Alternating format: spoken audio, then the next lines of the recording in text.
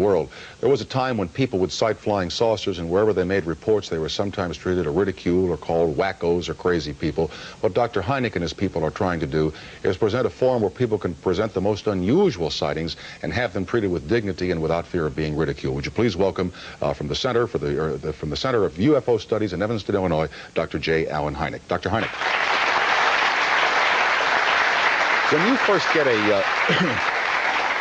you first get a report of a sighting, is your job to assemble evidence that will prove it to be so, or to assemble evidence to prove that it did not happen? You know, there are two ways to go on any investigation. The first thing we do is to try to disprove it. Because what is the point of establishing, of perpetuating a myth or something that isn't so?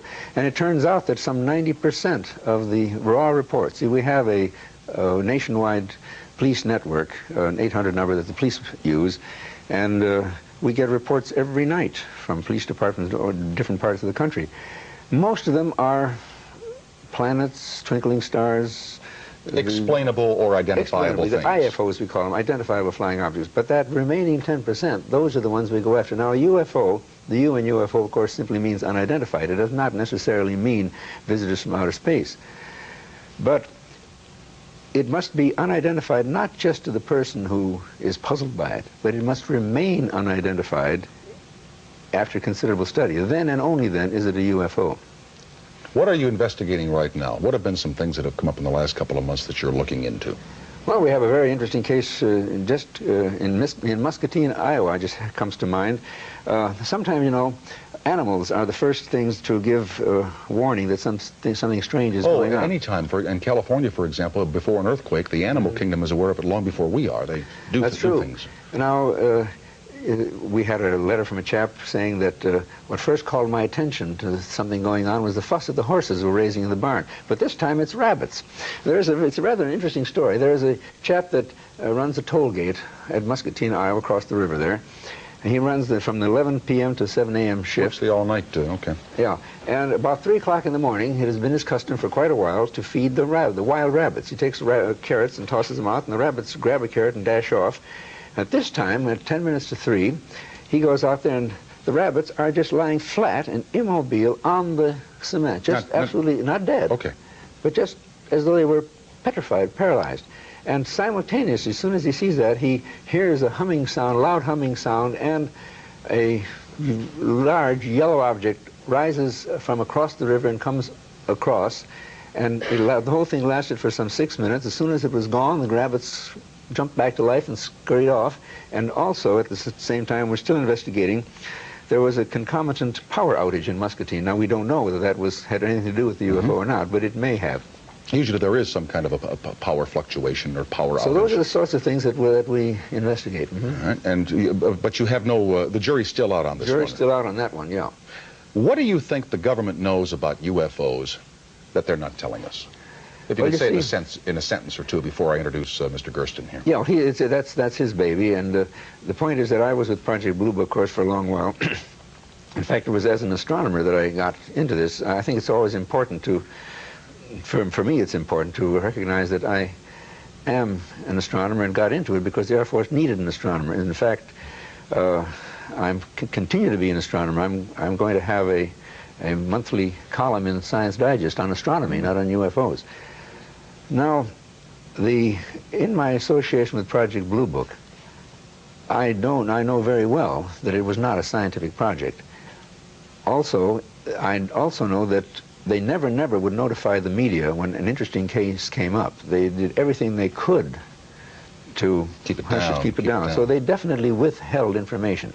I will not go so far as to say that it was a Machiavellian, sinister cover-up or conspiracy. Conspiracy. I don't like those terms. But withholding of documents, yes, and that's exactly what Peter Gersten has been so good at getting. And so diligent in pursuing it through the Freedom of Information Act. Well, let me do a station break here, and we'll bring Mr. Gersten out, and we'll have a little go at this. Good. We will continue with Dr. Hynek, and we'll meet Peter Gersten right after this for the NBC television stations. We'll be right back. Gersten, who is a New York criminal attorney who filed a suit against the U.S. government to force them to release thousands of UFO-related documents. And rather than going through this entire introduction, I'll let Peter tell the story.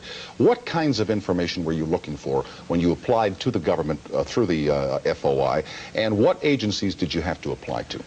Well, basically, we were looking for UFO-related information. There's no question about that. And we had to bring lawsuits, unfortunately, against the CIA, the National Security Agency, which is more secretive than the CIA. We had to bring lawsuits against the Defense Intelligence Agency and the Federal Aviation Administration for UFO-related documents. What was the motivation for this, Peter? Are you a UFO person interested Well, in it this? was a hobby, but you have to remember that you can request documents of these agencies under the Freedom of Information Act. But unless they release the documents, you're forced to go into court to obtain the documents. And the CIA, for approximately the 30 years the agency was in existence and the UFO phenomena was in existence, and interesting enough, they both came into being more or less at the same time, refused to even acknowledge they were studying the phenomena. Were you applying on your own behalf or on behalf of a client? No, on behalf of Ground Saucer Watch, which is a UFO organization. All right. And the following suits were brought on behalf of Citizens Against UFO Secrecy, which is an organization I helped start with a couple of other people. What did you find that you didn't know? That we didn't know? Mm-hmm. Well, at least as far as I was concerned, you can speak to Alan and he will tell you he knew this all along. There's no question about the reality and the existence of these unconventional aerial objects. You have to remember that during the last 3 years, the government, and when I say the government, the agencies of this government, from the Air Force, the Army, the Navy, the Coast Guard, the National Security Agency, NASA, all the agencies have released approximately 3,000 pages of documents that have been classified up until the present time. Documents that have been filed away in their drawers that nobody has ever seen other than military personnel. These documents have now come forward. Besides these documents, the CIA is withholding 57 UFO-related documents in their entirety. The National Security Agency is withholding 135 documents. Do you have a clue to what's on those things they're withholding? No, because the National Security Agency refuses to even tell us the number of documents they have. If it wasn't for the fact that we were in court and in the chambers of the federal judge, where the U.S. attorney admitted that it was 135 documents we were talking about. But was Ground Saucer Watch looking for some specific kernel of information? 3 documents relating to a Ralph Mayer who took a film of a UFO in 1952. And when they put in a request for any documents relating to Ralph Mayer, the CIA admitted that they had 5 documents, but refused to release 3 documents. A lawsuit was brought in September of 1977.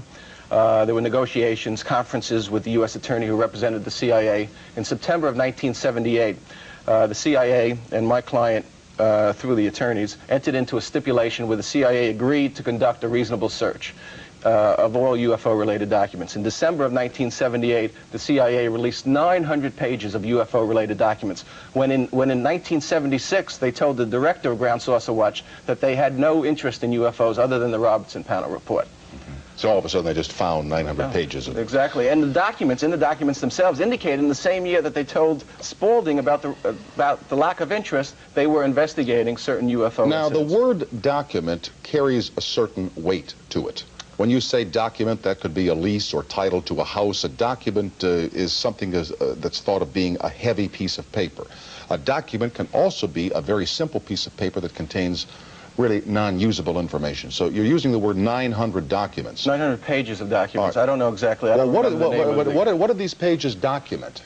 Sightings, but what are referred to in the documents by responsible, reliable persons. You see, all along, before these documents were released, we've been reading civilian reports about individuals who've been seeing flying saucers or UFOs or flying discs, and their credibility. Now in the documents, these pages that were released by the FBI, the CIA, we see there was no question in the government's mind that these persons were reliable. They're referred to in the documents as early as 1949 as reliable, responsible military officials, generals, Air Force personnel, seeing these unconventional aerial objects. So there's no question. So now we see corroborated evidence that the people that do see these objects, that have been seeing them since 1949, are responsible people. They're not credible. Yeah. If they testified in a court of law. Well, you know, when I first interviewed Alan years ago, there was a theory going around that anybody who saw a flying saucer was probably befuddled by swamp gas somewhere in Louisiana and didn't know what he or she was seeing. We've had a lot of documentation since that time. I think that one of the main things that has come out here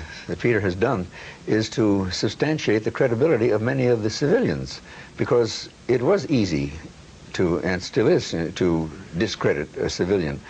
Much more difficult to discredit a military man.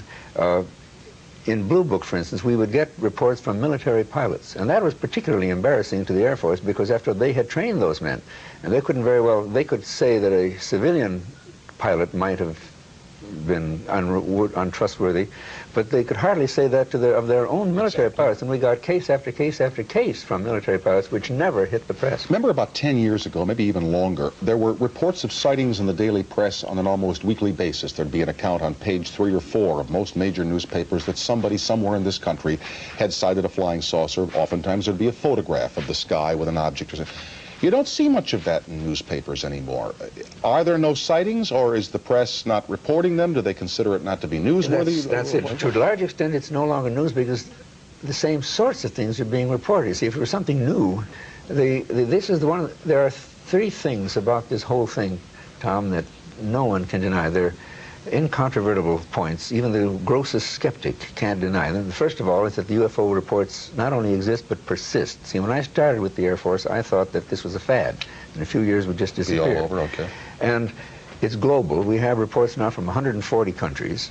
I mean, practically as many countries as there are in the United Nations. And the most important of the 3 things is that many, unfortunately not all, but many of the reports come from highly, highly credible, technically trained people, you see. What do the Russians say about flying saucers? Do they have anything like this going on? Alan is the expert in that area. Here we have a report issued under the sponsorship of the... Let me do the commercial and then we'll... The Russians. We're talking about whether the Russians have a policy on UFOs or flying saucers, as we call them. Well, until very recently, everything you read in Pravda said that flying saucers were propaganda from the decadent Western societies.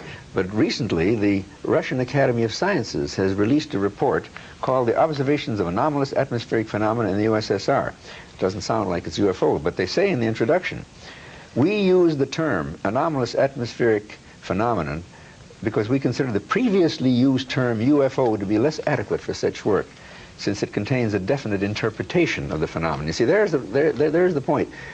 In the public mind, UFO is synonymous with little green men from outer space. Mm-hmm. That's putting the cart before the horse. What we are studying at the Center for UFO Studies in Evanston are the properties of a phenomenon. Here there's this constant flow of reports whose contents are bizarre and tremendously intriguing. That's what we're studying. And the center is basically a collection of a rather loose association of scientists from various universities who have become intrigued by this intellectually challenging thing. In your going through the documentation, were there any stories that you found in there where you could say, this is it? Here all the criteria have been met. Here the government is admitting, yeah, somebody saw something and we must admit that it happened. See, the problem is that if you pick out one report, there's always going to be somebody to take that report apart. There are approximately, over the last 10 years, since the beginning of 1973, at Hunter Airfield in Georgia, there was a sighting, an Army document. In 1975, in Algeria, in March of '75, there was an unusual sighting that the documents reflect. Documents are from all over the world. In 1975, over 5 SAC military bases, particularly good ones. There was a mini evasion of unidentified objects that called for the Air Force to implement Security Option 3 because one of the UFOs over Loring Air Force Base demonstrated a clear intent in the weapons storage area. See, that's a problem. The government on the one hand says that no UFO studied or investigated has ever been a threat to national security, and here we have in 1975 UFOs more or less invading. In 1976, there was an incident September 19th, 1976 over Iran, which the Defense Intelligence Agency, which got the report from the attaché's office in Iran, evaluated as an outstanding report, a classic report, because it contained all the characteristics necessary to evaluate a UFO report. An F-4 came in contact with a UFO, multicolored, brilliant light, and on approaching, an F-4 is an American-made Iranian jet. Mm-hmm. On approaching, and we have to realize that this is an American-made jet we're talking about in 1976. On approaching the UFO, which was spotted on both radar and visually, it lost all instrumentation and communication systems. They went out. And then when it decided to leave the area, the instrumentation and communication systems came back on. Another F-4 jet was launched, and as it approached the UFO, Out of this UFO came another UFO, an unidentified object, 1/3 the size, with intense brilliance, and came straight at the F-4. The F-4 tried to fire an AIM-4 missile at this UFO. Not a smart move, you know. And it's lost not very bright. once again, all instrumentation, communication, and now its weapons control panel went out. You know what I think part of the problem with the whole perception business of UFOs is, number one, you said it, we're putting the cart before the horse, but rather than identifying what the objects are, we're trying to guess what's inside the objects. The other one is movies, media. The first movie I ever saw that I can remember that related to this was one called The Day the Earth Stood Still. Was a good one. A good picture, but it was an alien force that caused some harm. Yeah. All the motors and the power stopped. Yeah. And I think we have been so programmed by fantasy motion pictures, television presentations, and in some cases science fiction writing, to think that whatever they are against us, and we remaining 10%, those are the ones we go after. Now, a UFO, the U in UFO, of course, simply means unidentified. It does not necessarily mean visitors from outer space. But it must be unidentified not just to the person who is puzzled by it, but it must remain unidentified after considerable study. Then and only then is it a UFO. What are you investigating right now? What have been some things that have come up in the last couple of months that you're looking into? Well, we have a very interesting case in Muscatine, Iowa, just comes to mind. Sometimes, you know, animals are the first things to give warning that something strange is going on. Anytime. In California, for example, before an earthquake, the animal kingdom is aware of it long before we are. They do things. Now, we had a letter from a chap saying, world. There was a time when people would sight flying saucers, and wherever they made reports, they were sometimes treated or ridiculed or called wackos or crazy people. What Dr. Hynek and his people are trying to do is present a forum where people can present the most unusual sightings and have them treated with dignity and without fear of being ridiculed. Would you please welcome from the Center of UFO Studies in Evanston, Illinois, Dr. J. Allen Hynek. Dr. Hynek. When you first get a report of a sighting, is your job to assemble evidence that will prove it to be so, or to assemble evidence to prove that it did not happen? You know, there are two ways to go on any investigation. The first thing we do is to try to disprove it. Because what is the point of establishing, of perpetuating a myth or something that isn't so? And it turns out that some 90% of the raw reports, see, we have a nationwide police network, an 800 number that the police use, and we get reports every night from police departments or different parts of the country. Most of them are planets, twinkling stars. Explainable or identifiable things. The IFOs, we call them, identifiable flying objects. But that